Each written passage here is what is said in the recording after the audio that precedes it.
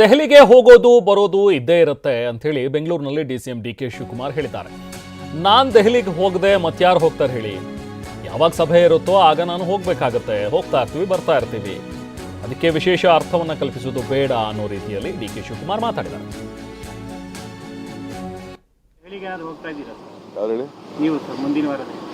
ನಾನು ಹೋಗೋದು ಬರೋದು ಇದ್ದೇ ಇದೆಯಪ್ಪ.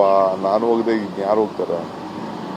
ಯಾವಾಗ ಕರೀತಾರೆ, ಯಾವ ಮೀಟಿಂಗ್ಗಳಿರ್ತದೆ, ಯಾಗೆಲ್ಲ ಹೋಗ್ತಾ ಇರ್ತೀವಿ.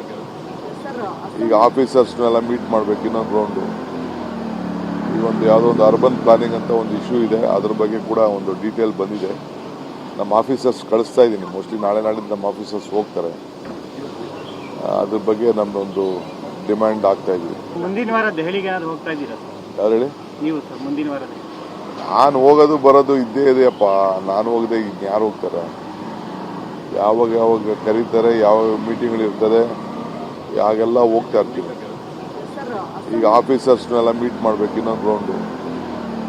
ಈಗ ಯಾವುದೋ ಒಂದು ಅರ್ಬನ್ ಪ್ಲಾನಿಂಗ್ ಅಂತ ಒಂದು ಇಶ್ಯೂ ಇದೆ, ಅದ್ರ ಬಗ್ಗೆ ಕೂಡ ಒಂದು ಡೀಟೇಲ್ ಬಂದಿದೆ. ನಮ್ಮ ಆಫೀಸರ್ಸ್ ಕಳಿಸ್ತಾ ಇದ್ದೀನಿ, ಮೋಸ್ಟ್ಲಿ ನಾಳಿದ್ದು ನಮ್ಮ ಆಫೀಸರ್ಸ್